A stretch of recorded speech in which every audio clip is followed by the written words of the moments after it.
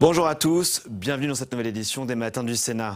Aujourd'hui, retour sur les travaux de la commission d'enquête sur l'incendie de l'usine Lubrizol et en particulier sur une audition que certains ont jugée angoissante, celle d'Annie Thébault-Moni. Elle est sociologue de la santé, directrice de recherche honoraire à l'INSERM. L'INSERM, l'Institut national de la santé et de la recherche médicale. Elle a parlé des conséquences à long terme de l'incendie, évoquant les risques de cancer dans 10, 20 ou 30 ans. Selon la chercheuse, les lubrifiants sont des produits extrêmement toxiques et les additifs aux lubrifiants sont encore un cran au-dessus. Enfin, vous allez l'entendre, selon Annie Thébault-Moni, aucune mesure de précaution n'a été prise.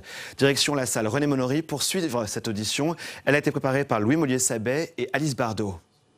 Alors, mes travaux de recherche, en fait, je voudrais juste insister sur le fait qu'il y a cette grave question des cancers d'origine professionnelle, mais aussi, je travaille depuis pratiquement 30 ans sur les conséquences du recours à la sous-traitance, sur la gestion, la connaissance et la prévention des risques industriels, et aussi sur les conditions de production de connaissances en santé publique, concernant les effets sanitaires de ces risques industriels. Juste pour caler les choses, quelques-unes des nombreuses substances cancérogènes, mutagènes et reprotoxiques présentes sur le site et dans l'incendie de Lubrizol, il n'y a aucun doute sur le fait que parmi les centaines de molécules, on a en tout cas des molécules reconnues depuis très très longtemps pour leur toxicité et qui font même l'objet de tableaux de maladies professionnelles, ce qui est, je dirais, malheureusement une preuve, puisque les tableaux de maladies professionnelles, comme vous le savez, ne sont adoptés que quand vraiment, il est impossible de faire autrement, surtout pour les cancers. Donc, vous avez les hydrocarbures polycycliques aromatiques, le benzène, le toluène, des métaux lourds, l'amiante. Les cancérogènes, mutagènes, reprotoxiques sont des toxiques sans seuil. Et les effets de synergie ont été malheureusement pas très souvent étudiés, mais ils l'ont été, et notamment dans une synergie amiante-tabac, parce que en fait, on a peut-être tendance à faire porter au tabac plus que ses péchés. Et la synergie entre amiante et tabac, c'est 50 fois plus que lorsque on a une exposition à l'un ou à l'autre. Alors, je voudrais revenir un petit peu sur les prescriptions du Code du travail concernant les CMR, parce qu'il me semble, en lien avec ce que je dirai ensuite sur la sous-traitance, qu'on a une sorte de contradiction entre le Code du travail et le Code de l'environnement. Les prescriptions du Code du travail, c'est l'évaluation des risques, c'est d'éviter le risque, c'est, quand c'est possible, faire la substitution, travailler en système clos et surtout restreindre les quantités de produits sur les lieux de travail. Et lorsqu'on regarde ce qui se passe du côté du Code de l'environnement, l'article R512.6 justifie que le projet permet d'atteindre, dans des conditions économiquement acceptables, un niveau de risque aussi bas que possible. Donc là, on est quand même dans quelque chose de beaucoup plus soft, compte tenu de l'état des connaissances, etc. Et dans le Code de l'environnement n'a pas véritablement d'exigence de transparence. Et je pense que dans ce qui s'est passé à Lubrizol, la réglementation du Code de l'environnement fait en quelque sorte disparaître les exigences du Code du travail. Alors, je voudrais en fait venir sur un point qui, pour moi, est extrêmement important, c'est le rôle de la sous-traitance. Il y a eu un article du Monde, il y a quelques jours, qui évoquait une enquête qui a été faite par un organisme patronal auprès des entreprises utilisatrices, des entreprises sous-traitantes et des salariés, qui montre une situation assez catastrophique et qui fait écho à ce que je travaille sur la sous-traitance et les risques sanitaires depuis 30 ans, et mon collègue Michael Quinlan, qui est un Australien, nous avons travaillé ensemble depuis très longtemps, et Michael a fait une synthèse il y a quelques années de ce qui constituent les conditions de possibilité de l'accident industriel. Donc je les ai mis sur les diapos. Les diapos, je les donnerai. Vous pouvez regarder ce que j'ai écrit, mais je voudrais insister sur plusieurs choses. Bon, il y a des manquements dans la conception, l'organisation technique et la maintenance, mais il y a des négligences face aux signaux d'alarme antérieurs et aux causes non immédiates. Et c'est quelque chose que l'on constate systématiquement dans les situations de sous-traitance. C'est ce qui était d'ailleurs en jeu aussi dans l'accident d'AZF à Toulouse. Je vais passer assez vite sur les autres qui étaient sur cette diapo. Je voudrais insister maintenant sur celle-ci, c'est-à-dire non-respect des normes, règles et injonctions produites par l'administration du travail et celle de l'environnement. Dans toutes les catastrophes que nous avons étudiées avec Michael, nous retrouvons ce non-respect des règles. Et on sait que Lubrizol a été condamné il y a 6 ans à 4 000 € d'amende à la suite d'une fuite qui était quand même un signe très avant-coureur, très inquiétant. Il y a non prise en compte de l'expression des travailleurs quant aux dangers potentiels. On rencontre ça absolument partout et moi je suis frappée du peu d'expression qu'on ait des travailleurs qui étaient sinon sur place, qui travaillaient dans l'usine dans les jours ou les semaines qui précédaient. Peut-être ça viendra dans l'enquête. Il y a une absence de communication entre les travailleurs et le management, puisque, en fait, que fait la sous-traitance? La sous-traitance rompt le lien entre celui qui prescrit le travail et ceux qui l'exécutent. Pourquoi? Parce qu'on est dans un marché commercial entre 2 entreprises, et que la prescription du travail est finalement contenue dans ce marché, mais les prescriptions de sécurité sont totalement sous-traitées à l'employeur de l'entreprise extérieure, qui bien souvent n'a pas même les éléments pour assurer la sécurité de ses propres travailleurs. Donc on a, de ce point de vue-là, une situation extrêmement grave et qu'on retrouve absolument, qui est constante dans toutes les situations de sous-traitance que nous avons pu étudier.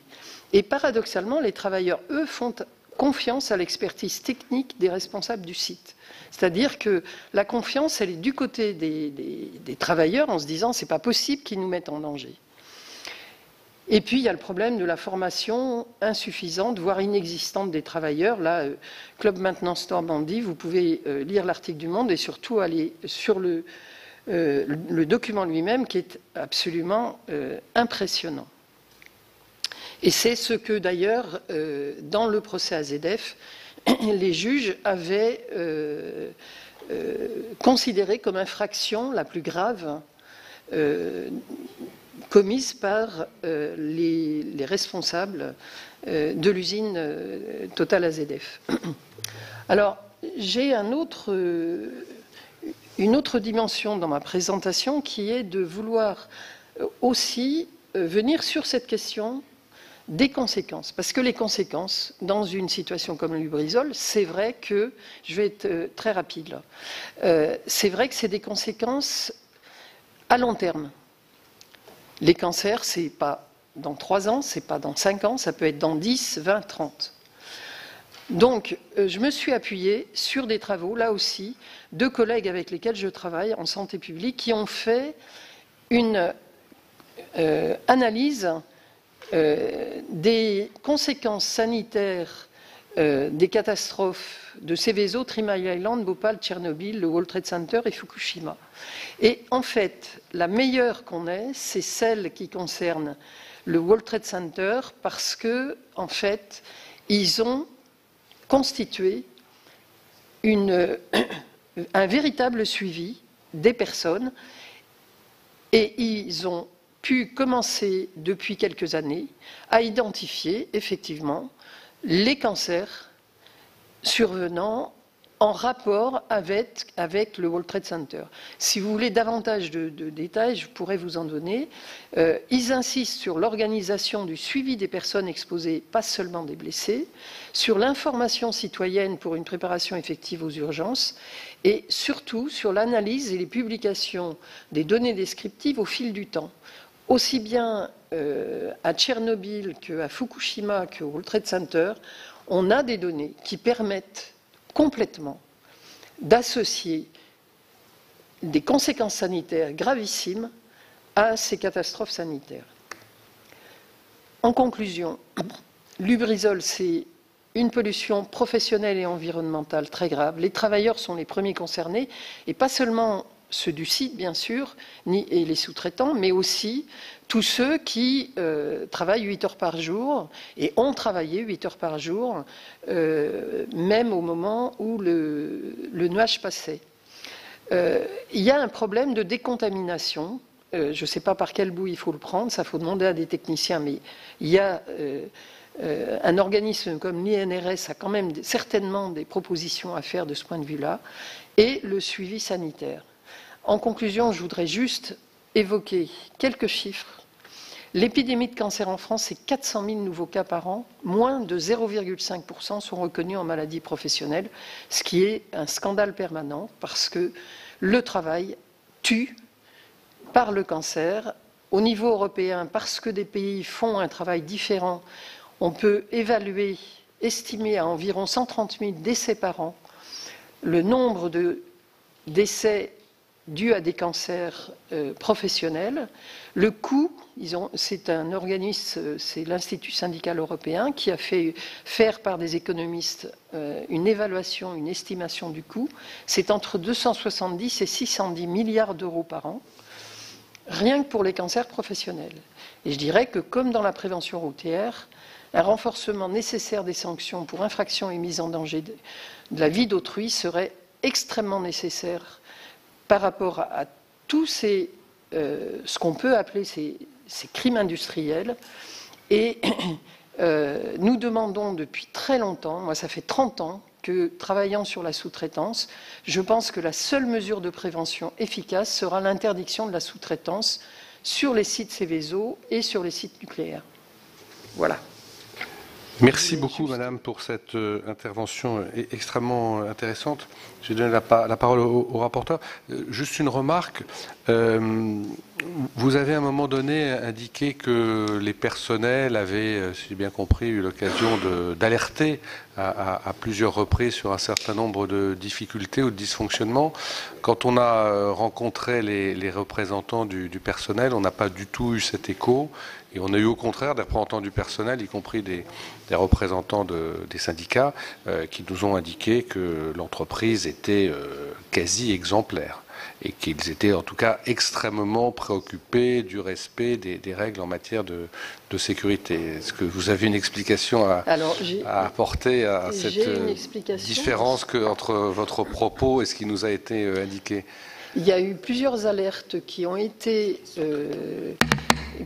données par des inspecteurs du travail et par des syndicalistes CGT auprès du CROCT sur les conditions dans cette usine, notamment un peu avant d'ailleurs 2013 et entre 2013 et 2018. Et je pense que vous auriez tout avantage à auditionner Gérald Lecor, qui est en même temps inspecteur du travail et représentant syndical en charge du groupe santé-travail de l'Union départementale Normandie, qui a une très grosse expérience comme inspecteur du travail sur les sites de la Normandie. Moi, j'ai travaillé avec lui puisque nous avions fait un rapport que je pourrais d'ailleurs vous transmettre, un rapport sur sous-traitance et connaissance des risques cancérogènes sur les sites de Normandie. Alors, il n'y avait pas Lubrizol, on avait plusieurs autres sites chimiques, mais notamment sur cette question de sous-traitance.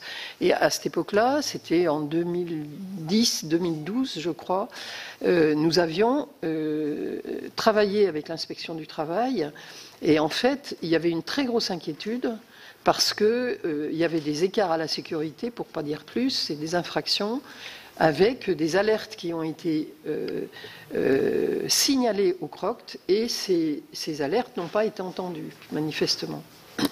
Merci. Madame la rapporteure. Oui, Madame, merci pour votre exposé liminaire très intéressant, mais également assez inquiétant. S'agissant du Lubrizol, le préfet a tenu à rassurer la population en écartant le risque de l'amiante en disant « tous les produits ne sont pas dangereux ». Toutefois, on sait que dans les 10 produits présents en plus grande quantité, on découvre des produits, alors je ferai grâce, c'est un peu un nom barbare, mais qui peuvent nuire d'une manière grave à la fertilité. Et puis, vous soulignez vous-même la présence de benzène ou d'hydrocarbures potentiellement cancérigènes, vous l'avez dit tout à l'heure, et vous dites que c'est l'effet cocktail de tous ces produits qui ont brûlé ensemble et qui sont dangereux, ce que nous avons aussi constaté en posant déjà des questions à d'autres intervenants. Je voudrais savoir sur quels éléments vous vous basez pour craindre des conséquences négatives sur la santé des populations.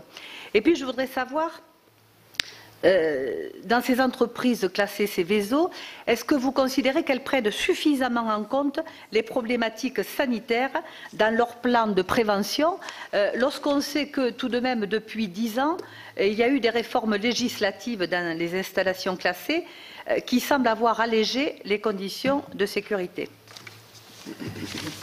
Merci. Madame Thébault-Monti. Alors, pourquoi est-ce que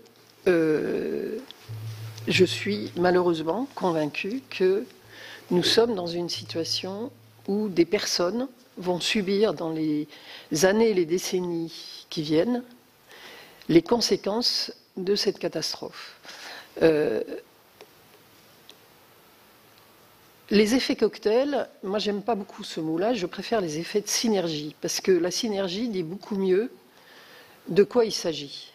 La synergie, c'est vous mettez 2 molécules dans un organisme humain, vous avez les conséquences possibles de chacune de ces molécules, mais aussi le fait qu'elles peuvent interagir et provoquer des conséquences complémentaires. Il y a des travaux de recherche, alors je vous renvoie aussi à mes ouvrages parce que, évidemment, je ne peux pas résumer en quelques minutes, mais j'ai 2 ouvrages dans lesquels j'aborde un peu ces questions-là, notamment enfin, le dernier, La science asservie, qui éclaire le fait que tous les travaux qui ont été faits sur les cancers montrent qu'il n'y a pas de neutralisation d'un cancérogène par un autre. On a plutôt une potentialisation. Je ne vais pas je vais pas rentrer dans les détails de la biologie, mais la biologie là-dessus est très très claire sur le fait qu'on a potentialisation des effets. Et donc, quand vous mettez plusieurs cancérogènes ensemble, alors en plus, les molécules qu'on brûlait. Chaque molécule, il y a un processus particulier qui produit ces molécules, enfin ces produits de dégradation issus de la combustion. Les hydrocarbures polycycliques aromatiques, par exemple, c'est issu de la combustion des hydrocarbures. Et les hydrocarbures polycycliques aromatiques, vous en avez des centaines. Alors, vous avez le plus connu qui est le benzoapyrène, qui est un cancérogène avéré depuis extrêmement longtemps. Vous avez les suies, qui sont en fait également des cancérogènes. Ça remonte à la fin du XVIIIe siècle, la connaissance du lien entre les suies et le cancer chez les ramoneurs. Donc, en fait, bon, il est clair qu'une accumulation de produits, certains sont effectivement toxiques pour la reproduction. Il semble qu'il y ait... Alors, le problème, c'est que la liste qui a été publiée sur le site de la préfecture n'est pas facile, est très difficile à aborder. des collègues ont essayé d'identifier, par exemple, les numéros du Chemical Abstract Register, qui est le registre des substances chimiques. Et il y a également le numéro de l'ECHA au niveau européen. On arrive à presque 1 millier de molécules différentes. Bon. Et parmi ces molécules, on retrouve effectivement des cancérogènes, des mutagènes, des reprotoxiques, des neurotoxiques. Enfin, le plomb est un neurotoxique, des cancérogènes pour le rein, mais aussi éventuellement des atteintes qui ne sont pas forcément des cancers pour le système cardiovasculaire, pour le rein. Donc, il faudrait évidemment que les institutions fassent un travail beaucoup plus approfondi pour recenser et derrière faire le suivi approprié. Alors, sur la deuxième question, je ne me souviens plus. Si vous trouvez que, Brièvement, s'il vous plaît, parce que j'ai Oui. quand même pas mal de demandes de parole à gérer. Excusez-moi. prennent de mesures importantes dans leur plan de prévention, ou pas? Alors, l'étude que nous avions faite en Normandie montrait qu'il y avait, d'une part, sur les plans de prévention, une légèreté, c'est-à-dire les plans de prévention. Je pense à une entreprise qui réunissait tous ses sous-traitants, ils en avaient à peu près 500, une fois par an, dans une salle. Ils leur distribuaient un CD, soi-disant, de sécurité, et ils faisaient signer chaque entreprise en disant qu'ils avaient été informés. Il y a tout cet écart entre le prescrit et le travail réel. Et là-dessus, bon, je ne vais pas m'étendre, mais si vous voulez, le gros problème qu'on a, c'est qu'on fait beaucoup trop confiance au dossier et pas assez à ce qu'est l'expérience des travailleurs sur le terrain. Merci Madame Bonnefoy. Vous avez déjà répondu à un certain nombre de questions. Je voulais intervenir sur la sous-traitance, une réponse. Je voulais intervenir sur les effets cocktails. Vous avez aussi répondu à ce que vous avez dit était extrêmement fort et puissant. Et je viens, comment dire, en choc frontal face à ce qu'a pu nous dire le PDG de Lubrizol, qui expliquait que tout compte fait, c'était pas plus grave qu'un feu de maison, quoi. Alors que tout ce que vous avez dit montre que il y a d'autres considérations à prendre en compte. Moi, je voudrais simplement vous demander comment vous analysez la défiance des citoyens, parce qu'elle existe, d'une part à l'encontre de la parole publique, et puis ensuite face à la parole de l'entreprise Lubrizol. Merci Madame Thébaumony, le plus synthétiquement possible. Alors, la défiance des citoyens. Les citoyens, je vais prendre la phrase de Jean Rostand. L'obligation de subir nous donne le droit de savoir. Et en fait, dans les catastrophes qui se produisent en France, l'obsession des pouvoirs publics de rassurer les aveugle complètement sur cette exigence qui est celle de tous ceux qui savent de dire les choses. Et pourquoi je me suis exprimée comme ça à la radio sur France Culture le lendemain de la catastrophe? Parce que, connaissant déjà un certain nombre des produits qui étaient dans cette usine, je savais que c'était la suite qui allait être terrible. Donc, la perte de confiance, c'est ce message faussement rassurant, parce que ce qui rassure, c'est la réalité des faits et comment on les combat. Mais la vraie question, c'est justement aujourd'hui, comment on peut donner aux citoyens, à un moment donné, la certitude qu'on ne lui raconte pas d'histoire? Absolument. Je suis complètement d'accord avec vous. Non, mais j'espérais non pas que vous acquiesciez à mon propos, mais que vous y répondiez, Madame. Parce que voilà, il y a un tel c'est- discrédit de la parole publique, et notamment pour les raisons que vous venez d'évoquer, que je partage évidemment totalement, que ce qu'on aimerait pouvoir établir, c'est quasiment un protocole de ce qu'on attend comme information de la part des responsables politiques qui serait de nature, non pas à rassurer, mais à avoir la certitude qu'on est totalement, complètement et honnêtement informé.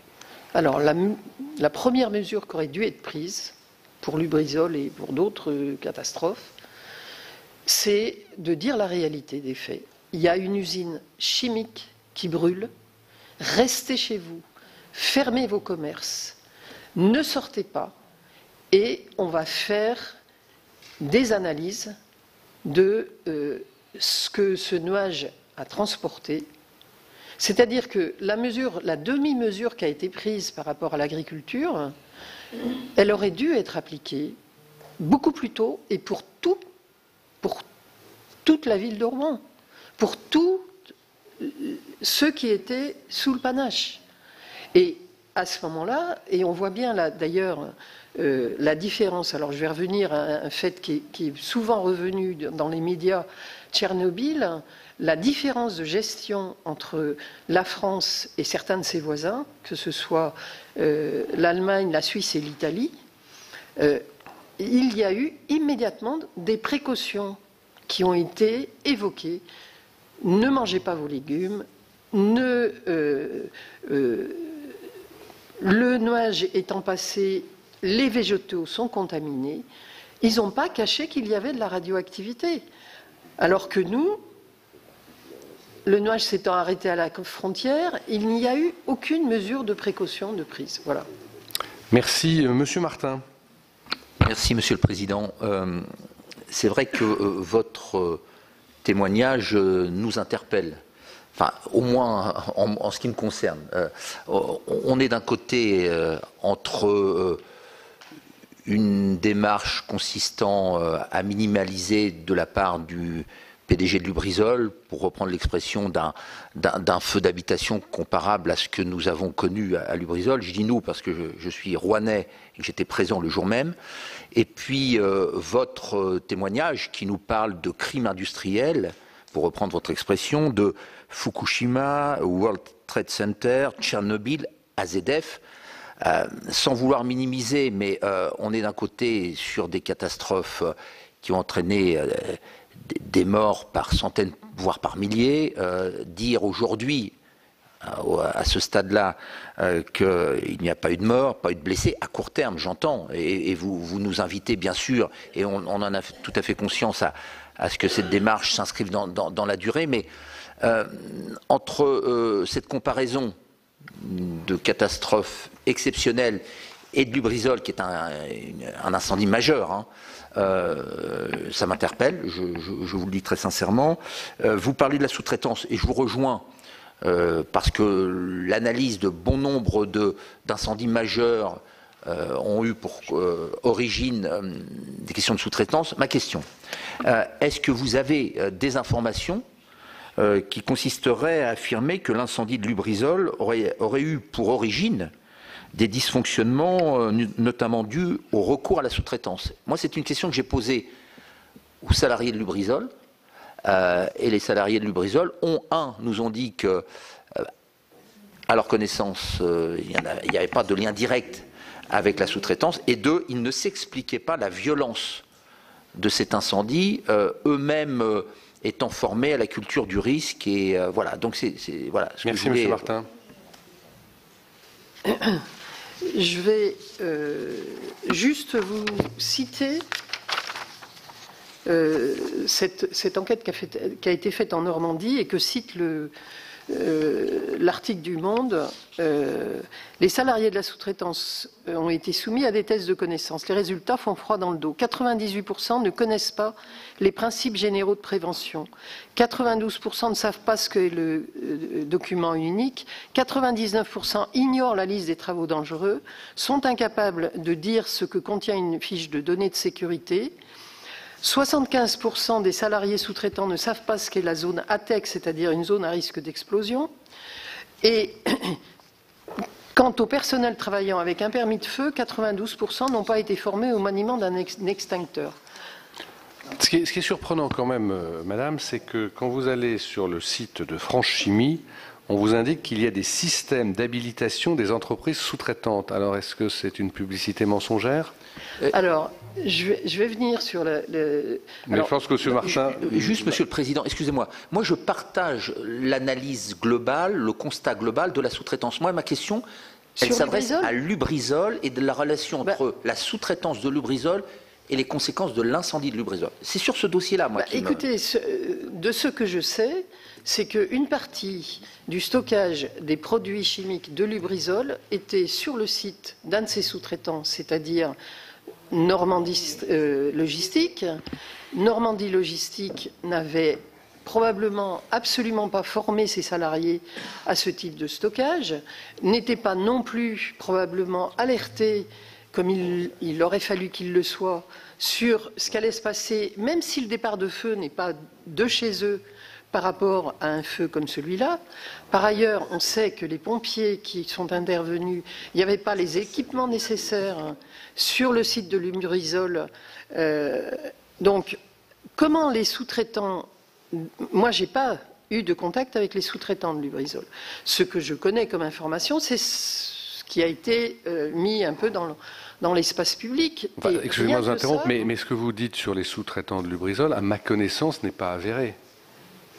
Il faut probablement une analyse beaucoup plus fine. C'est ce qui s'est passé pour AZF. À AZF, il a fallu une analyse très fine du travail réel. Et c'est à ça que je voulais venir. Parce que les documents qui sont faits, les fameux documents d'assurance qualité et de certification, je vais peut-être être brutal, mais c'est un chèque en blanc, c'est-à-dire que c'est un ensemble de prescriptions. Pour avoir, moi, travaillé pendant plus de 10 ans sur les conditions de travail des salariés de la sous-traitance intervenant en maintenance des centrales nucléaires. Le nombre de fois où ils m'ont expliqué comment les prescriptions qui leur étaient faites étaient inapplicables dans le travail qu'on leur demandait de faire. Et il y avait donc une contradiction entre ce qui figurait sur la gamme d'intervention et puis le fait qu'ils se trouvaient face à un robinet, une vanne, un tuyau, un dispositif électrique sur lequel il y avait une réparation à faire. Et à ce moment-là, il y avait des choix à faire qui étaient extrêmement difficiles pour eux. Parce que soit ils arrêtaient tout en disant on ne pourra pas assurer les prescriptions, soit on fait le boulot, mais en tendant le dos. Et moi, je peux vous raconter l'histoire d'un changement de tige de vanne où la tige n'existait pas dans le magasin de la centrale. Il y en avait une autre qui était un peu similaire, mais qui n'était pas aux mêmes spécifications. Ça a duré quelques heures. Et au bout de quelques heures, l'agent EDF chargé de la sous-traitance, qui avait le planning derrière, a dit tant pis, on met la vanne et puis on tend le dos. Et donc le système d'habilitation qui existerait en matière de chimie, c'est une publicité mensongère du site France Chimie? C'est pas franchement mensonger, c'est toute cette différence entre le prescrit et le réel. Et comme c'est pas basé sur le réel, on arrive à des situations où le réel, la réalité nous rattrape toujours. Madame Brulin. Merci, Monsieur le Président. Merci, Madame. C'est très dense ce que vous nous avez dit. Alors, il y a peut-être des choses sur lesquelles je voudrais revenir parce que je ne suis pas sûre d'avoir bien compris. Par exemple, vous dites que les prescriptions, que le Code de l'environnement, fait disparaître, je crois que c'est le terme que vous avez utilisé, certaines dispositions même du Code du travail. Est-ce que vous pourriez préciser ou nous aiguiller sur un certain nombre d'exemples dans ce sens-là? Pensez-vous, je pense que vous l'avez plus ou moins dit, mais je voudrais que vous soyez plus affirmative, que dans le cas de Lubrizol, il faudrait concrètement tenir un registre de suivi des progressions des cancers? Et vous avez évoqué ce qui se fait autour du World Trade Center. Est-ce qu'il y a des choses dont on pourrait s'inspirer Troisième et avant-dernière question, Président. Avez-vous connaissance des protocoles mis en place par Santé publique France et quel regard avez-vous sur ce qu'ils proposent en termes de suivi biologique, santé, etc. Et enfin, dernière question, est-ce que vous pourriez nous donner quelques précisions sur ce que vous avez évoqué, c'est-à-dire les alertes qui auraient été données à la fois par des inspecteurs du travail et des syndicats, notamment au comité régional sur l'organisation des conditions de travail? Merci Madame Brulin. Madame Thébault-Meunier. Alors, le Code de l'environnement, en fait, la loi Bachelot et les sites Céveso ont cette particularité quand même. Attendez, je vais essayer de revenir à ma d'être dans cette ambivalence entre des contraintes économiques, les conditions économiquement acceptables. On sait que, alors c'est à géométrie très variable, mais elles vont toujours dans le même sens, de dire qu'il y a trop de contraintes. Et en fait, dans le trop de contraintes, on a vu, alors très concrètement pour Lubrizol, ce que ça voulait dire, c'est que le préfet a pu donner une autorisation administrative d'augmenter la capacité de production, enfin de stockage de production de produits chimiques sur le site et de produits chimiques dangereux. Alors on ne sait pas lesquels sont arrivés après, mais je dirais peu importe.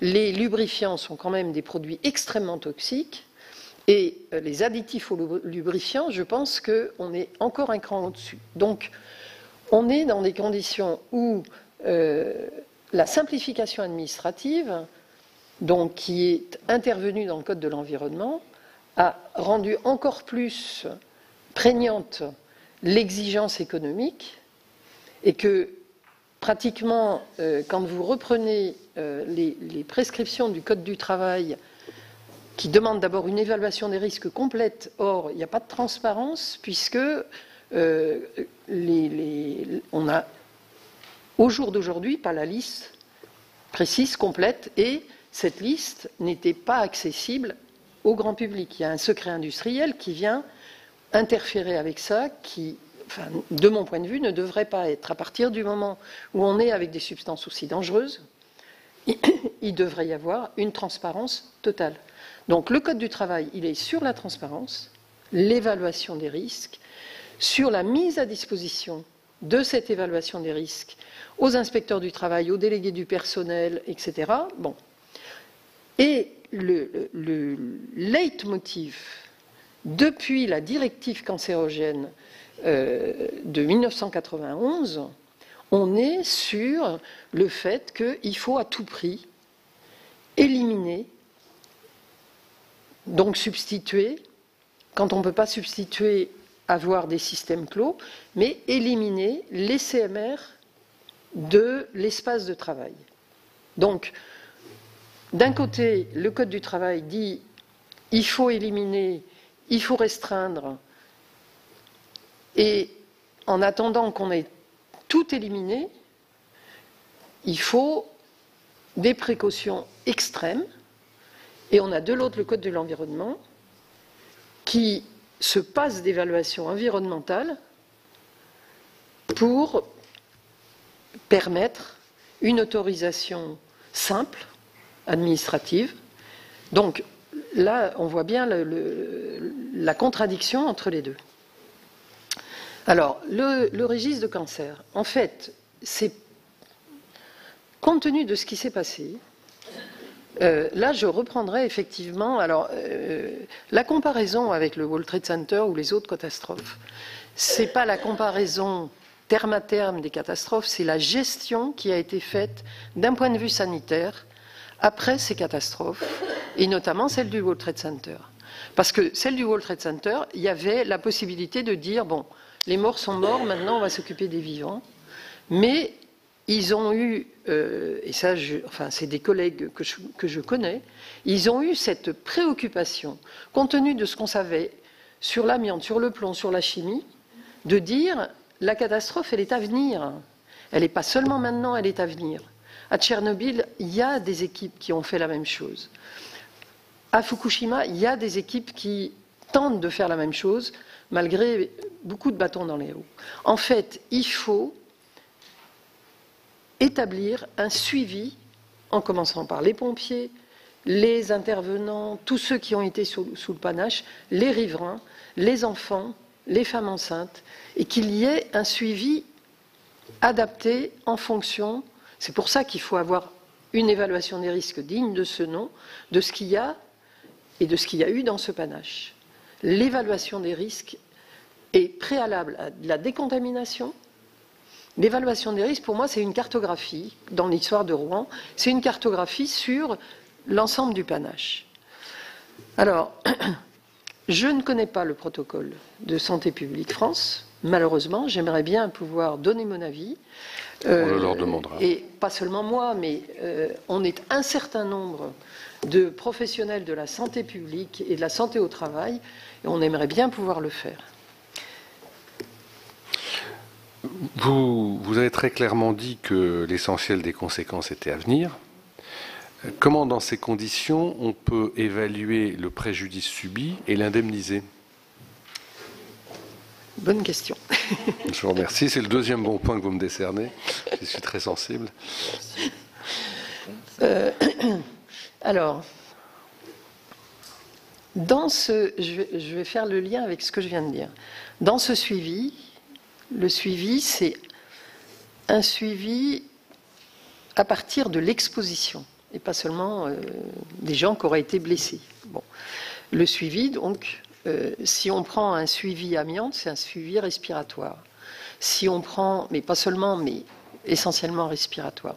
Mais le suivi respiratoire, c'est pas seulement un scanner une fois et renouvelé 5 fois. C'est examiner la fonction respiratoire, c'est enregistrer la fragilité respiratoire, et c'est effectivement au fil du temps faire en sorte que les différents problèmes qui apparaissent, et c'est ce qui a été fait très bien par l'hôpital Mount Sinai à New York pour les sinistrés du World Trade Center. C'est-à-dire qu'ils ont tout enregistré au fur et à mesure. Et là, on n'est pas en train seulement... Alors, une des choses qu'il ne faut pas faire... Ça ne répond pas à ma question, qui est de savoir comment on évalue le préjudice et comment... Alors, attendez, ce qui est nécessaire pour demander à Lubrizol de le réparer. Il y a aussi le préjudice d'anxiété. Bon, la Cour de cassation a rendu un arrêt extrêmement important sur le fait que toute personne, tout travailleur qui a été exposé à une substance chimique et qui peut en apporter la preuve est légitime à demander le préjudice d'anxiété. Donc il y a déjà ce préjudice-là qui serait tout à fait légitime, et pas seulement pour les travailleurs. Mais ensuite, vous avez au fil du temps, et c'est là où les protocoles de santé publique sont extrêmement importants, il ne s'agit pas de reprouver que toutes ces substances dont on connaît la toxicité donnent le cancer, donnent des malformations, etc. Il faut que, en fonction du type de polluants et d'atteinte, puisse être déterminé quelles sont les atteintes précoces, non cancéreuses, qui peuvent survenir, par exemple, des atteintes de la formule sanguine quand les gens sont exposés au benzène. Il y a des atteintes. Il faut que ces atteintes prennent en compte deux choses: une éventuelle limitation, enfin incapacité temporaire ou permanente, mais aussi anticiper sur le fait que, à partir du moment où on a été exposé au benzène, où on a une atteinte, une altération de la formule sanguine, le risque de cancer est augmenté. Et là, il faut demander à ceux qui font les barèmes d'invalidité de travailler un peu, mais il est clair que c'est un travail qui devrait être spécifique pour que... Alors, il y a après toutes les indemnisations économiques, hein. Madame, Messieurs, bienvenue devant notre commission d'enquête. On termine notre séquence de ce matin en vous accueillant. Madame Geneviève Chêne, qui est directrice générale de Santé publique France, Monsieur Martial Mettendorf, qui est directeur général adjoint, et Monsieur Denis, qui est directeur santé. Vous avez peut-être croisé en arrivant Madame Annie Thébault-Moni, qui était devant notre commission il y a quelques instants et qui, comme vous pouvez l'imaginer, a évidemment eu des mots assez durs, assez forts en tout cas, pour évoquer ce qui s'est passé à Rouen et pour préconiser des mesures de suivi assez ambitieuses, pour ne pas dire également des mesures très fortes, puisqu'elle a notamment préconisé la mise en place d'un suivi comparable à celui qui a été mis en place à New York après l'effondrement du World Trade Center. Le gouvernement, pour faire face à un certain nombre d'attentes qui ont été exprimées, a annoncé la mise en place d'une enquête de santé auprès de la population. Je crois que c'est vous qui êtes en quelque sorte chargé de définir la manière dont cette enquête va se dérouler, ses contours et son protocole. On aimerait évidemment que vous puissiez nous en parler. Et puis que vous puissiez également nous informer des actions que vous avez entreprises à Rouen depuis le 26 septembre. Notre demande, pas plus que celle d'ailleurs de nos concitoyens, n'est pas que vous nous rassuriez, mais que vous nous informiez. Et on aura sûrement l'occasion de reparler de la distinction entre les deux au cours de cette audition. Je vous rappelle qu'on est dans une contrainte de temps qui est assez forte, donc l'audition est limitée, comme pour les précédentes auditions, à 45 minutes. Le temps liminaire dont vous disposez est pour vous trois de 10 minutes. Vous répartissez ça comme vous l'entendez. Et donc ça nécessitera effectivement, comme il y aura un certain nombre de questions, des questions et des réponses bien synthétiques. Je vous rappelle que vous êtes devant une commission d'enquête parlementaire, que apporter un témoignage mensonger devant une commission d'enquête parlementaire est passible d'une peine d'emprisonnement de 5 ans et d'une amende de 75 000 € d'amende. Je vais vous demander, comme il se doit, de prêter serment.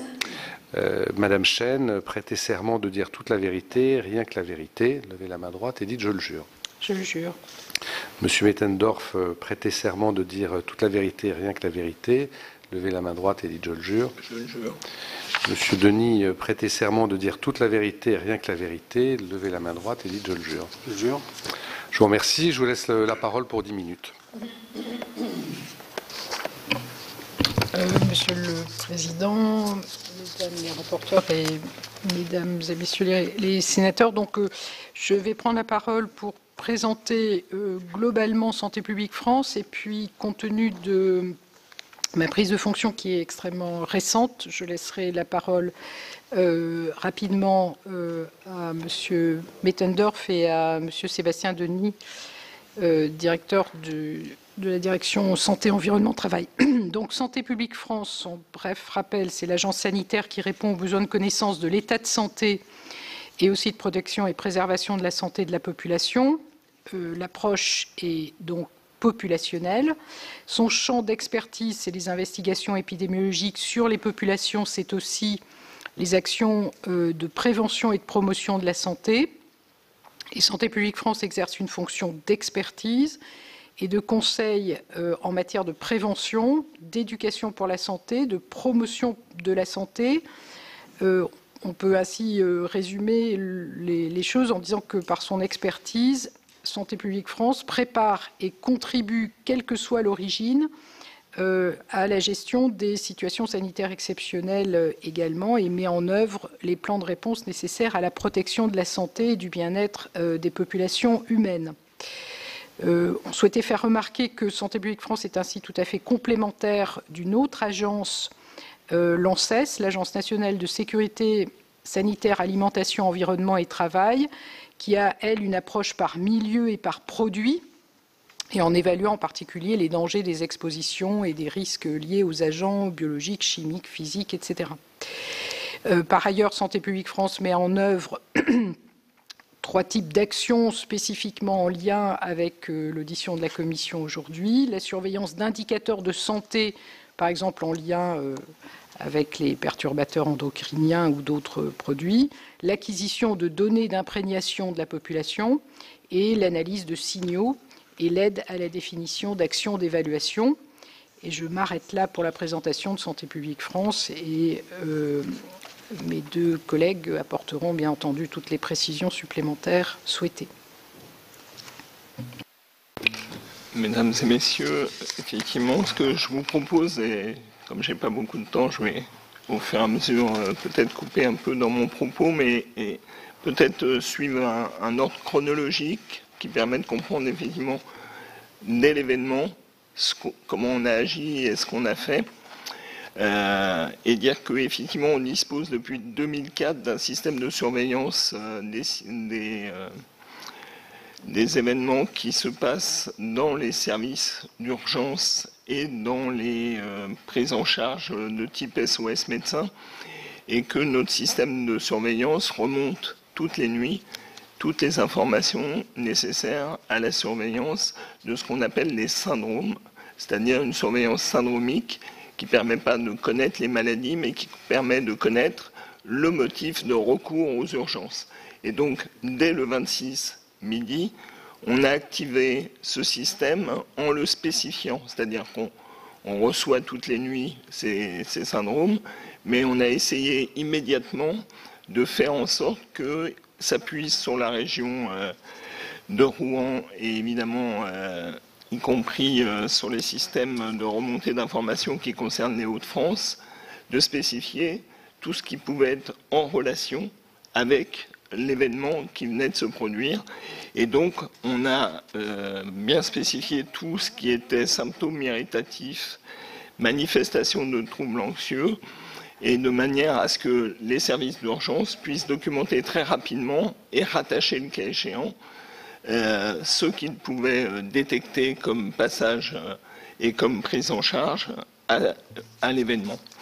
Et donc, dès le 26, on a commencé à monitorer, comme on dit, ces événements de manière à pouvoir avoir la situation, d'abord connaître l'ampleur en termes d'activité, c'est-à-dire est-ce qu'au fond, le système de soins connaît une activité telle qu'elle puisse y faire face, et par ailleurs, nature des motifs de recours aux urgences. Et notre système donc fonctionne tous les jours, et nous publions donc un monitoring de ça, et à partir du 4 octobre, on a rendu public un premier rapport qui donnait l'état, effectivement, de ces motifs de recours. Sur les indicateurs surveillés, je ne vais pas faire trop long, mais retenir qu'on avait 2 à 5 passages. Il vous reste à peu près 5 minutes. Je m'arrête et je vous montre juste que j'ai composé un dossier avec l'ensemble de ce qu'on appelle les points épidémiologiques. Que vous nous laisserez, si vous le voulez bien. Voilà, exactement. Qui sont sur Internet et qui permettent effectivement de voir ce qu'on appelle la situation aiguë et l'impact pour la population au plan aigu. Puis, dans le même temps, effectivement, on est organisé au sein de l'agence de telle manière que chaque jour, on fasse un point de surveillance de la situation et des informations. Parce que dans cette situation, le principal sujet pour nous, c'est de collecter et rassembler l'information et assez vite comprendre des problématiques autour des substances, du panache, des connaissances, effectivement, des mesures prises, notamment au confinement, et de pouvoir suivre chaque jour l'information évolutive de ça. Donc nous, on se met en situation de faire un point journalier pour suivre ça, et on est articulé dans la conférence téléphonique qu'organise le ministère de la Santé pour pouvoir effectivement collecter ces données.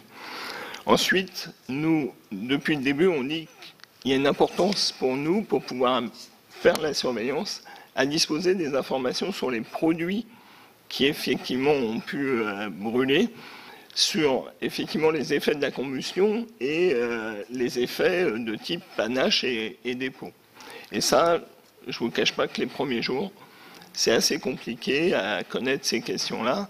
Et assez vite, Sébastien Denis qui est là, de manière informelle, s'est coordonné avec l'ANSES d'une part, l'INAES d'autre part, pour qu'on puisse avoir le plus possible ces informations et très vite essayer de cartographier sur une map tous les prélèvements qui sont faits, qu'ils soient faits pour des motifs alimentaires ou pour des motifs environnementaux, et qu'on puisse avoir cette carto et pouvoir suivre ça.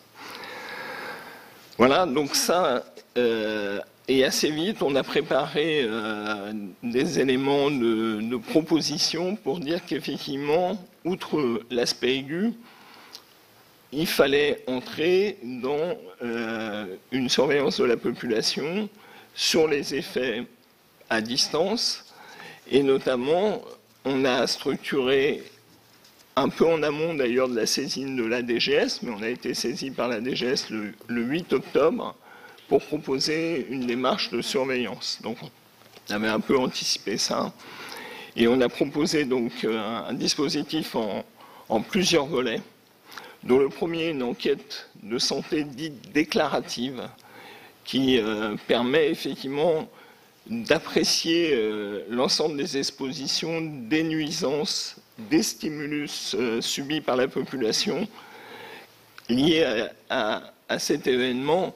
Et on est dans ce qu'on appelle un peu le post-traumatique, c'est-à-dire comprendre effectivement, y compris des troubles anxieux, des troubles du sommeil, et de pouvoir mesurer ça. Donc, on a attaqué ce travail pour élaborer un protocole de l'enquête et pour pouvoir structurer progressivement ce protocole d'enquête et effectivement respecter aussi toutes les règles liées à ce type d'enquête. Sur ce volet-là, on compte trouver les moyens d'associer des représentants et la population. Deuxième volet, c'est dès à présent, on est capable, à partir de ce qu'on appelle le système national des données de santé, c'est-à-dire tout ce qui est de l'ordre de l'activité de soins, et notamment le PMSI, qui est un élément pour nous important, de pouvoir bâtir des indicateurs de santé et de pouvoir effectivement monitorer durablement sur les effets généraux cardiovasculaires, santé mentale. De même, on pourra observer des éléments de la consommation de soins et voir s'il y a des consommations de soins qui sont imputables et attribuables à l'événement. Enfin, un troisième volet qu'on a proposé, c'est effectivement sur les travailleurs et les professionnels qui sont intervenus sur le site en relation avec les services de médecine du travail, d'articuler ce qu'on appelle nos GAST, c'est-à-dire ce sont des groupes d'alerte en santé-travail qu'on a instaurés dans chacune des régions au travers de la cellule régionale de Santé publique France et qui travaillent donc avec l'ARS de manière à coordonner les intervenants pour pouvoir conduire une évaluation des conséquences sanitaires, psychologiques et socio-professionnelles pour les professionnels qui sont concernés par l'aspect, je dirais, médecine du travail. Enfin, je vais vite, enfin, on a un volet qu'on appelle études d'imprégnation, sur lequel on envisage effectivement sur le mode, on pourrait y revenir, mais sur le mode de ce qu'on appelle la biosurveillance, c'est-à-dire de pouvoir mesurer des substances toxiques chez les personnes. On envisage de faire ça à distance dès qu'on aura une meilleure connaissance des contaminations environnementales et nous permettant de pouvoir faire des hypothèses et de pouvoir mener ces études de biosurveillance. Voilà. Je m'arrête ici. Merci pour beaucoup. permettre les questions. Je vais donner la parole à Mme Bonnefoy.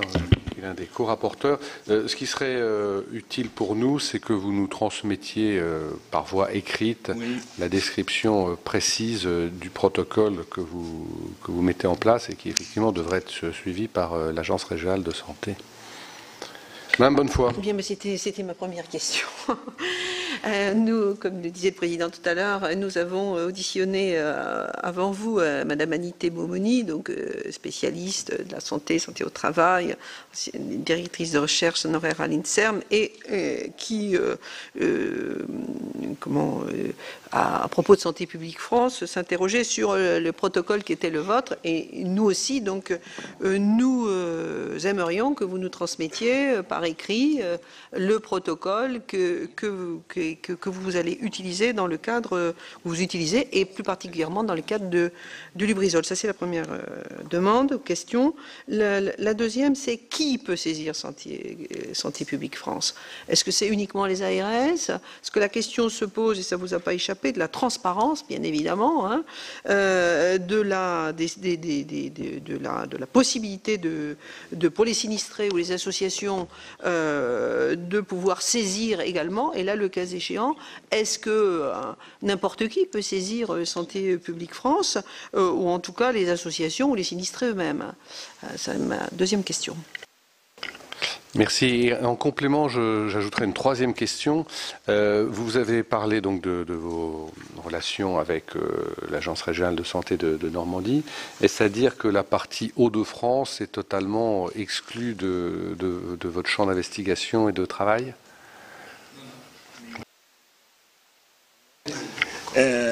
La première chose, et puis après Geneviève pourra sans doute compléter, et Sébastien Denis également.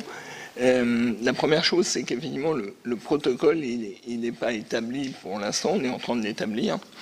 Et le protocole de la première étude, qui est une étude sur ce qu'on appelle de la santé déclarative, on souhaite pouvoir le faire avec les parties prenantes et pouvoir le faire le cas échéant avec des représentants effectivement de la population, de manière à intégrer des questions qui, eux, leur paraissent légitimes et pas avoir qu'une démarche de type, j'ai envie de dire, scientifique, mais permettent également d'avoir un dialogue dès l'élaboration du protocole pour intégrer des questions.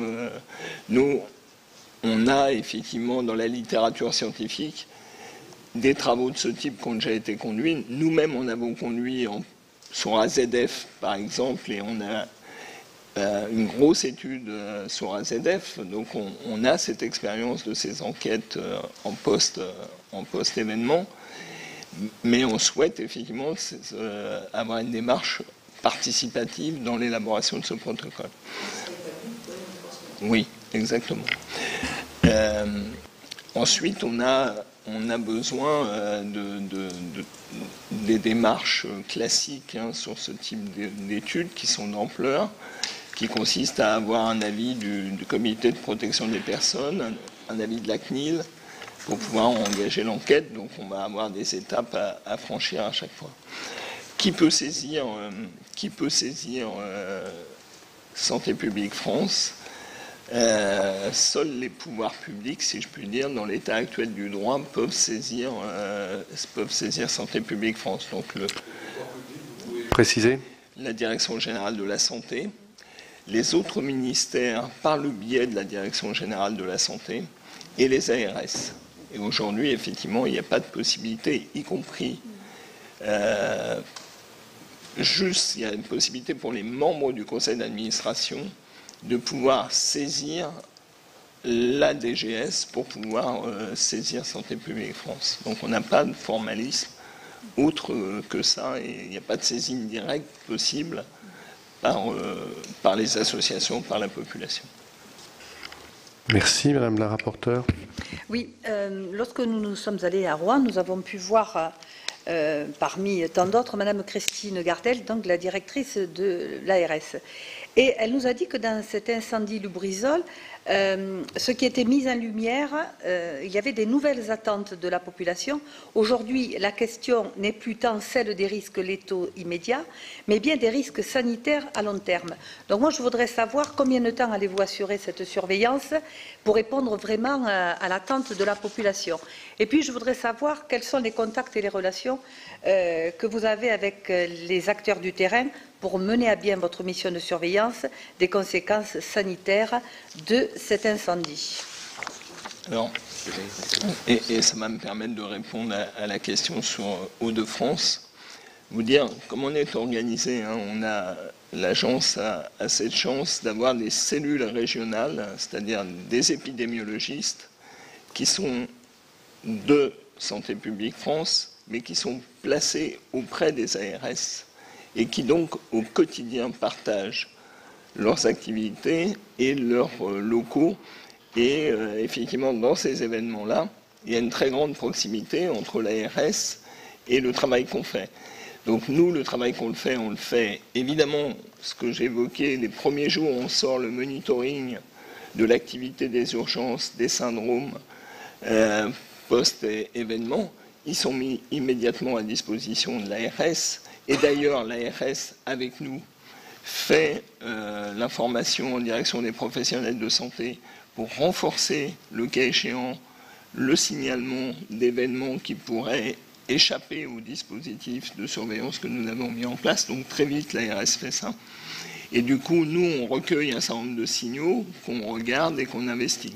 Donc, à votre question, comment on travaille avec les acteurs? On est installé à demeure dans l'ARS et on travaille avec l'ARS.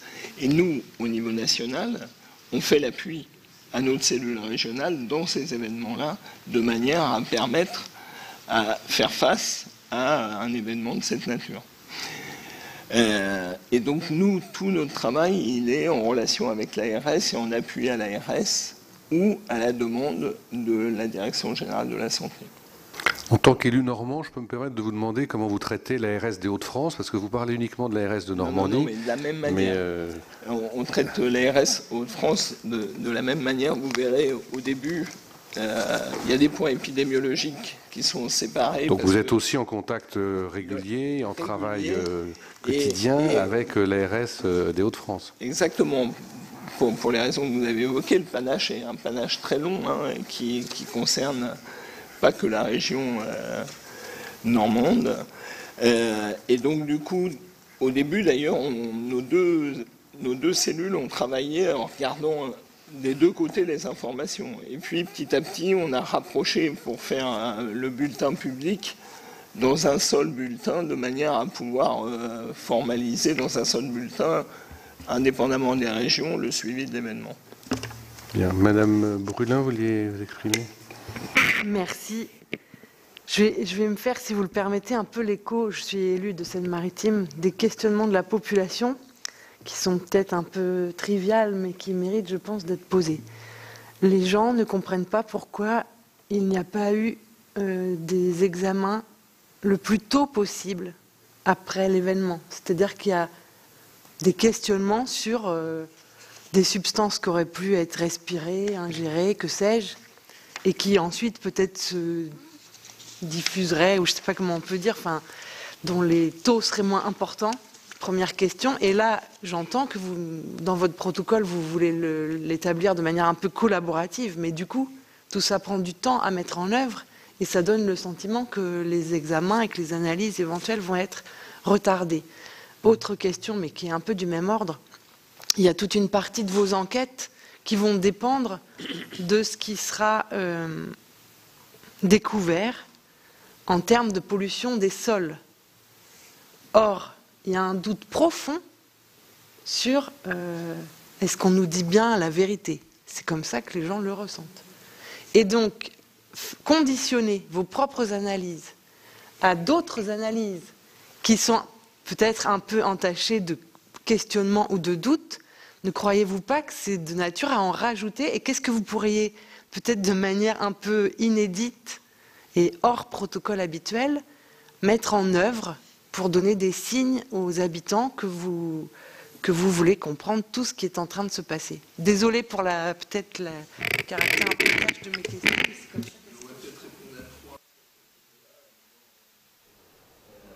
Dire qu'effectivement, sur la manière même de faire le protocole sur le post-traumatique. Oui, pardon. La manière de ouvert, mais c'est vrai que c'est mieux quand on parle dedans. la manière de faire le protocole sur ce qu'on appelle le post-traumatique, c'est très important, qu'effectivement, nous, on a l'habitude de ça. Il y a une littérature scientifique qui est fondée sur, effectivement, la capacité à mesurer des choses et à les comparer, parce que c'est aussi important de mesurer que d'être capable de l'analyser et d'avoir des sources de comparaison. Et donc, on a de la littérature scientifique qui nous permet ce travail, mais on trouve, effectivement, comme vous le dites, on a conscience de ça, on a conscience d'une interpellation de la population sur est-ce que, finalement, vous prenez bien en compte ce qui s'est passé ? Est-ce que vous voyez bien les choses et au fond, voilà, donc c'est pour ça que nous, on souhaite un protocole élaboré de manière participative, de manière à ce qu'on intègre des questions qui seraient formulées. Et sur le volet de ce que vous appelez des prélèvements ou des mesures, nous, ce qu'on appelle la biosurveillance, pour chacun met des mots différents sur la même chose. Nous, on a besoin effectivement de formuler des hypothèses pour faire cette biosurveillance, pour plusieurs raisons. La première raison, c'est que si on n'a pas d'hypothèse, les substances, j'ai envie de dire, c'est très nombreuses, et du coup, on n'arrivera pas à cibler et pouvoir faire une enquête, même pour des motifs de bonne gestion d'enquête, on n'y arriverait pas. Donc, on a besoin de cibler des substances.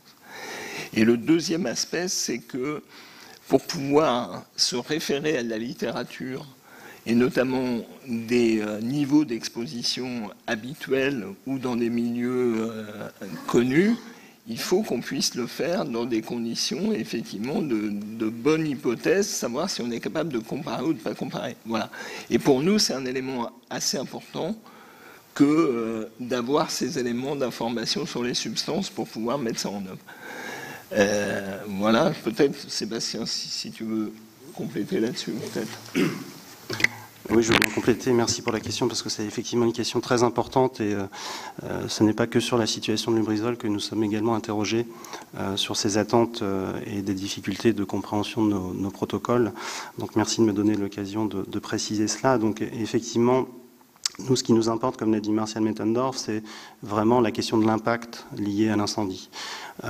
Les substances qui ont été émises par l'incendie et qui ont d'ailleurs été recommandées en termes de suivi par l'INERIS et l'ANSES dans les réponses à leur saisine sont des substances qu'on peut trouver de manière ubiquitaire. On dit ubiquitaire, c'est-à-dire qu'on peut retrouver indépendamment de cet incendie dans l'environnement. Par exemple, les dioxines furanes sont des substances qui sont émises lors de processus de combustion et ce sont des substances qui sont potentiellement présentes dans la zone industrielle de Rouen parce qu'il y a d'autres processus qui amèneraient, industriels, qui ne sont pas des processus accidentels, mais qui amèneraient à la présence de ces substances dans l'environnement. De même, si on parle des métaux, puisqu'ils ont également recommandé le suivi de certains métaux, les métaux peuvent être présents de manière anthropique également dans l'environnement en plus de cet incendie et sont également présents de manière naturelle. Donc on a des circonstances multiples de présence de ces polluants dans l'environnement.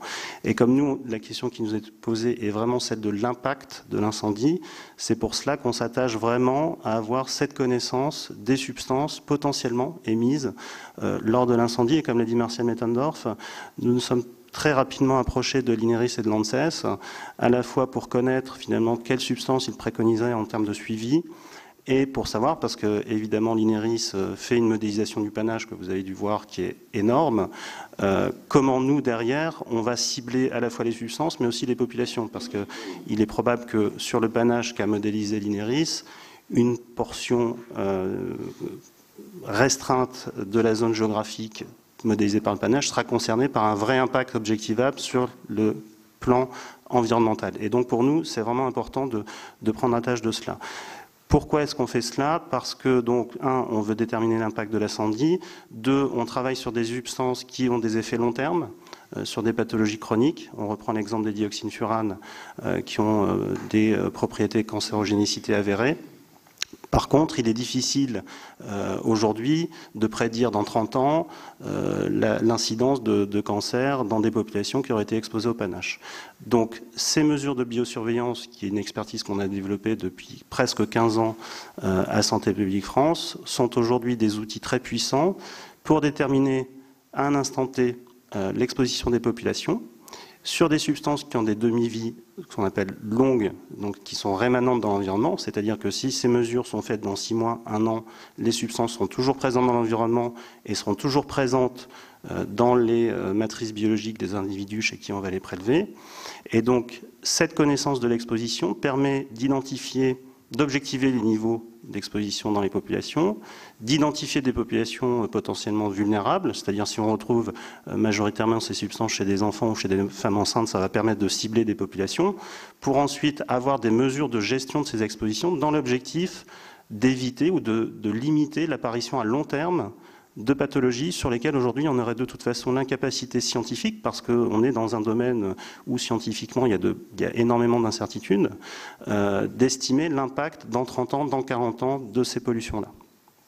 Voilà, je ne sais pas si j'ai répondu. Monsieur Grémillet. Oui, merci Président. Vous parlez beaucoup du panache. Donc il y a le visible et il y a l'invisible.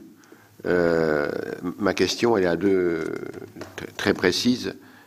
Jusqu'où vous limitez cette observation du panache visible ou invisible? Est-ce que vous avez, parce que je fais allusion, je prends Tchernobyl où on a dit beaucoup de choses et beaucoup de bêtises, hein, parce que ça ne s'arrête pas aussi facile que ça. C'est pas parce qu'on ne voit plus rien qu'il ne se passe pas quelque chose plus loin.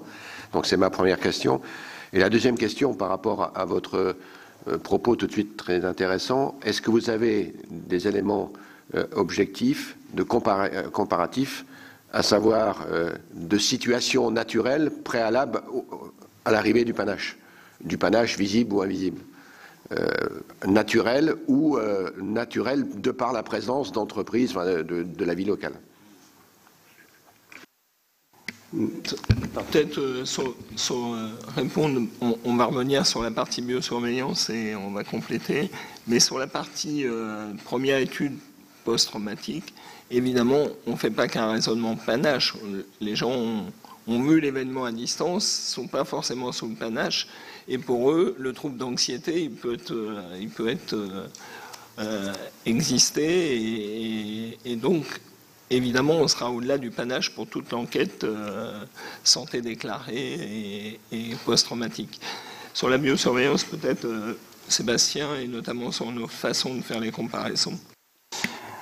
Alors effectivement, ce que vous dites sur le visible-invisible, c'est effectivement aussi dans nos préoccupations, et c'est pour cela aussi qu'il faut s'appuyer sur les recommandations INERIS et ANSES, puisque si vous avez pris connaissance des travaux INERIS et ANSES, ce qui s'est passé, c'est que très rapidement, au décours de l'incendie, l'INERIS a produit une modélisation du panache et a combiné cela avec des analyses, soit dans des jauges, soit dans des lingettes, de polluants potentiellement émis. Mais si vous avez vu ces données, vous voyez que ces prélèvements sont très peu nombreux. C'est-à-dire, par exemple, on avait 6 canistères, c'est-à-dire des dispositifs qui permettent de caractériser la contamination de l'air. Et donc 6 canistères par rapport à la zone de panache qui est modélisée par l'INERIS, c'est absolument insuffisant. Donc l'INERIS et l'ANSES, d'ailleurs, ont recommandé, suite à ces premiers travaux, un plan d'investigation large dans l'environnement portant sur des sols des denrées alimentaires. Donc, évidemment, l'INERIS, l'ANSES ont des missions propres, donc ces prélèvements sont faits dans un objectif sectoriel, je dirais. Par exemple, l'ANSES fait ces prélèvements dans le but de contrôler la qualité des productions agricoles, par exemple. Mais nous, Santé publique France, ces mesures croisées, et Marcel Mittendorf l'a dit, mais je réinsiste là-dessus, l'importance d'avoir une analyse croisée de l'ensemble des mesures qui est faite, et je tiens à signaler qu'il n'y a pas eu d'organisation, en tout cas synthétique, permettant de croiser ces données-là au moment de l'incendie. Donc c'est un travail qui aujourd'hui reste à faire, même si une première cartographie a été faite. En tous les cas, croiser ces différents éléments permettront de répondre à la question que vous posez du caractère visible du panache, c'est-à-dire jusqu'où, finalement, par rapport à la modélisation qui a été produite le jour J+1 après l'incendie, s'étend la contamination. Donc ça, c'est le premier élément de réponse sur visible-invisible. Ensuite, sur des éléments de comparaison, donc, alors peut-être que je reviendrai sur la question d'ailleurs que votre collègue m'avait posée, à laquelle je n'ai pas répondu, sur les analyses de sol. Donc l'INERIS, je tiens à dire quand même que l'INERIS recommande des analyses de sol qui sont faites par des laboratoires accrédités COFRAC sur les critères. Et donc dans la sélection, donc ce n'est pas nous qui nous chargeons de recueillir les laboratoires, mais en tout cas dans la sélection des laboratoires, les critères d'accréditation doivent être intégrés. Et par ailleurs, si des prestataires seraient amenés à devoir effectuer des prélèvements de sol, il faut savoir qu'il y a aussi une certification de service LNE qui a été mise en place il y a quelques années sur la capacité des bureaux d'études à faire à la fois toute la chaîne de travaux en matière de sites et sols pollués. Donc c'était juste une parenthèse pour répondre à cette question-là. Sur les référentiels, donc les référentiels en matière de niveau comparatif pour ce qui est de la biosurveillance, Santé publique France pilote depuis le Grenelle de l'environnement le programme national de biosurveillance, donc qui sont des programmes bien sûr de durée longue qui permettent d'acquérir des données de connaissances sur des substances chimiques présentes dans les populations. Donc par exemple, il y a 2 ans, on a publié un volet sur les femmes enceintes, qui était donc un échantillon représentatif de femmes enceintes ayant accouché en 2011. Donc on a fait des prélèvements biologiques, notamment sanguins et urinaires, auprès de ces femmes, spécifiquement, et on a mesuré à peu près une centaine de substances, dont des substances qu'on retrouve là, potentiellement émises par l'incendie, qui permettent d'établir pour cette population de femmes enceintes un niveau de référence au niveau français pour la première fois sur cette population. De même, en septembre, nous avons publié des éléments en population générale adulte-enfant, là encore pour un échantillon représentatif de la population française à partir de 6 ans de cette population sur les substances qu'on a appelées du quotidien, c'est-à-dire bisphénol, phtalate, retardateur de flamme, qui sont aussi des substances qu'on retrouve. L'an prochain, on publiera des analyses complémentaires sur notamment les dioxines furanes. Je le dis parce que ces dioxines furanes sont émises lors des composés de combustion. Et donc on dispose, grâce d'ailleurs au plan national santé-environnement et à la stratégie nationale perturbateur endocrinien, d'études et de résultats qui nous permettent d'établir ce qu'on appelle des valeurs de référence d'exposition en population générale. C'est-à-dire quelles sont les expositions des populations qui finalement ne sont pas exposées à des événements de ce type-là. Et donc qui nous permettent ensuite d'avoir des éléments de comparaison. Est-ce que vous pouvez nous préciser le calendrier de mise en œuvre de cette enquête? Parce qu'on a cru comprendre qu'elle ne débuterait qu'au mois de mars prochain, ce qui nous paraît assez tardif et ce qui n'est pas justement de nature à donner à la population le sentiment que les questions sont prises à bras-le-corps. Et si l'échéancier que je viens d'indiquer est exact, pourquoi? On a conscience de ça, hein, du fait que c'est pas forcément compris, effectivement, le fait qu'il y ait un temps d'élaboration, un temps de fabrication d'enquête et un temps de mise en œuvre. On a des délais assez incompressibles, hein, de mise au point de protocole, de soumission de protocole à des comités. Et du coup, l'ingénierie à mettre en œuvre après, qu'une fois qu'on a ces avis-là, et donc on n'a pas une capacité sur ce type d'enquête, hein, qui sont des enquêtes qui sont assez lourdes et complètes.